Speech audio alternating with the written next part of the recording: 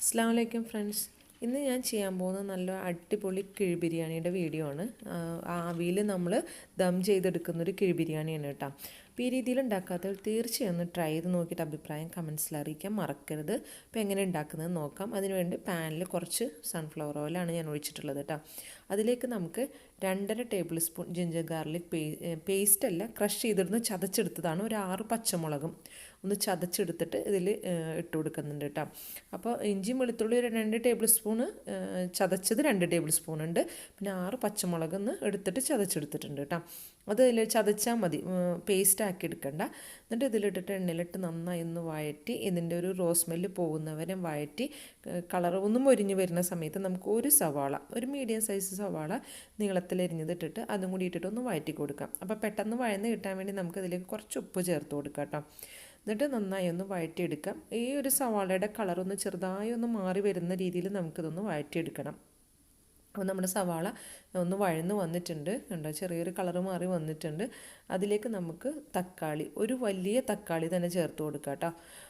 ഒരു വലിയ തക്കാളിയാണ് ഞാൻ എടുത്തിട്ടുള്ളത്, കുറച്ചും കൂടി ഉണ്ട്. അപ്പോൾ അതും കൂടി നമുക്കിതിലേക്ക് ഇട്ടിട്ട് നന്നായി ഒന്ന് വഴറ്റിയെടുക്കണം. തക്കാളി നന്നായി വെന്ത് ഉടയുന്ന രീതിയിൽ തന്നെ വഴറ്റിയെടുക്കുക.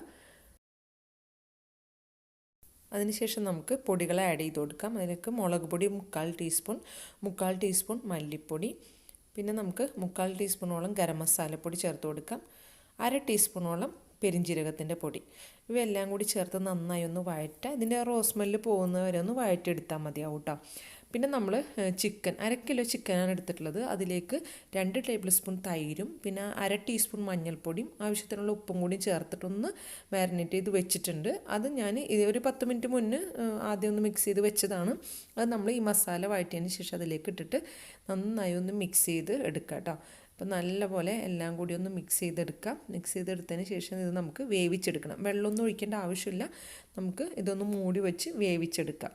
അപ്പോൾ നന്നായി ഒന്ന് മിക്സ് ചെയ്തെടുത്തിട്ടുണ്ട്. ഇത് നമുക്കിനി മൂടി വെച്ച് വേവിക്കാം. ഇനി നമുക്കതിന് വേണ്ട റൈസ് എടുക്കാം. അതിന് വേണ്ടി ഞാൻ 1 ഗ്ലാസ് നിറച്ച് അരി എടുത്തിട്ടുണ്ട് കേട്ടോ. ജീരകശാല അരിയാണ് ഞാൻ എടുത്തിട്ടുള്ളത്. നിങ്ങൾക്ക് കൈമ അല്ലെങ്കിൽ ജീരകശാല എടുക്കാം കേട്ടോ. അതെടുത്തിട്ടുണ്ട്. അത് നന്നായി ഒന്ന് കഴുകി വൃത്തിയാക്കിയതിന് ശേഷം വെള്ളമൊഴിച്ച് കുറച്ച് നേരം ഒന്ന് സോക്ക് ചെയ്യാൻ, ഒരു 15 മിനിറ്റോളം ഒന്ന് സോക്ക് ചെയ്യാൻ വേണ്ടി വെക്കുന്നുണ്ട്. അപ്പോഴത്തേക്കും ചിക്കൻ ഓൾമോസ്റ്റ് വെന്തിട്ടുണ്ട്. അതിലേക്ക് ഒരു ഹാഫ് ലെമൺ പിഴിഞ്ഞൊഴിച്ചിട്ടുണ്ട്. പിന്നെ ഒരു വലിയ പിടി പുതിനയും അതിനേക്കാളും കുറച്ച് കൂടുതലായിട്ട് മല്ലിയിലയും കൂടി ചേർത്തിട്ടുണ്ട്. പിന്നെ സവാള പൊരിച്ചതാണ്, ഒരു 3 സവാള പൊരിച്ചെടുത്തിട്ടുണ്ട്. അതിൽ നിന്ന് ഒരു 1/4 ഭാഗത്തോളം ഞാൻ ഇതിലേക്ക് ഇട്ട് കൊടുത്തിട്ടുണ്ട് കേട്ടോ. ഇതും കൂടി ഇട്ടിട്ട് നന്നായി ഒന്ന് മിക്സ് ചെയ്തതിന് ശേഷം നമുക്കിതൊന്ന് വേവിച്ചെടുക്കണം. അപ്പോൾ സവാള ഞാൻ പൊരിച്ച് കുറഞ്ഞൊന്നും കാണിച്ചിട്ടില്ല, എന്താ വെച്ചാൽ എല്ലാ ബിരിയാണി ഉണ്ടാക്കുന്ന വീഡിയോയിലും ഇത് കാണിക്കാറുള്ളതാണ്. അതുകൊണ്ട് ഞാനിത് പ്രത്യേകിച്ച് കാണിച്ചിട്ടില്ല. 3 സവാള നീളത്തിൽ അരിഞ്ഞിട്ടൊന്ന് നന്നായി ഒന്ന് ഫ്രൈ ചെയ്തെടുത്തു. അതിൽ നിന്നൊരു 1/4 ഭാഗം മാറ്റി വെച്ചിട്ട് ദമ്മാക്കുമ്പോൾ ഇടാൻ വേണ്ടി മാറ്റി വെച്ചിട്ട് ബാക്കിയെല്ലാം ഈ ചിക്കനിലേക്ക് ഇട്ടു. എന്നിട്ട് നന്നായി ഇതുപോലെ മിക്സ് ചെയ്ത് യോജിപ്പിച്ചതിന് ശേഷം മൂടി വെച്ച് ഒന്നും കൂടി ഒരു 10-15 മിനിറ്റ് ഒന്ന് വെക്കുക കേട്ടോ. ചെറിയ തീയിൽ വെക്കുക. അപ്പോഴത്തേക്ക് നമുക്ക് റൈസ് റെഡിയാക്കി എടുക്കാം. അപ്പോൾ റൈസ് റെഡിയാക്കാൻ വേണ്ടി ഒരു പാത്രം അടുപ്പിൽ വെച്ചിട്ടുണ്ട്. അതിലേക്ക് ഒരു 2 ടേബിൾ സ്പൂണ് ഗീ ഒഴിച്ച് അതിലേക്ക് ഒരു 2 കഷ്ണം പട്ട, ഒരു ബേ ലീഫ്, ഒരു 3 ഏലക്ക, 3 കരയാമ്പൂ, ചെറിയൊരു കഷ്ണം ജാതിപത്രിയും കൂടി ഇട്ടിട്ട് നമുക്കിതൊന്ന് പൊട്ടിച്ചെടുക്കാം. അതിന് ശേഷം നമുക്ക് സോക്ക് ചെയ്ത് വെച്ച അരിയില്ലേ, അത് വെള്ളമൊക്കെ കളഞ്ഞ് എടുത്തതിന് ശേഷം നമുക്ക് ഇതിലേക്ക് ഇട്ട് കൊടുക്കാം. ഒന്ന് ഫ്രൈ ചെയ്തെടുക്കാൻ വേണ്ടിയിട്ടാണ് കേട്ടോ. അപ്പോൾ ഈ റൈസ് ഞാൻ ഇതൊന്ന് ഫ്രൈ ചെയ്തിട്ടാണ് ഉണ്ടാക്കുന്നത് കേട്ടോ. അല്ലാണ്ട് നമുക്ക് ഉണ്ടാക്കാം. ഇതിലേക്ക് ഇപ്പോൾ 1 ഗ്ലാസ് റൈസ് ഇട്ടിട്ടുണ്ടെങ്കിൽ 1/4 ഗ്ലാസോളം 1/4 ഗ്ലാസോളം വെള്ളം ഒഴിച്ച് തിളച്ച് വരുമ്പോൾ അരിയിട്ട് കൊടുത്താലും മതി. ഇത് ഞാനൊന്ന് ഫ്രൈ ചെയ്തെടുത്തതിന് ശേഷം അതിലേക്ക് 1/4 ഗ്ലാസ് വെള്ളം ഒഴിച്ച് ആവശ്യത്തിനുള്ള ഉപ്പിട്ട് നന്നായി തിളച്ച് വരുമ്പോൾ ഒന്ന് മൂടി വെച്ച് സിമ്മിലാക്കിയിട്ടൊന്ന് വേവിച്ചെടുക്കുന്നുണ്ട്. അപ്പം നമ്മുടെ ചിക്കൻ ഇവിടെ റെഡി ആയിട്ടുണ്ട്, അതിൻ്റെ മസാല റെഡി ആയിട്ടുണ്ട്, റൈസും വെന്തിട്ടുണ്ട് കേട്ടോ.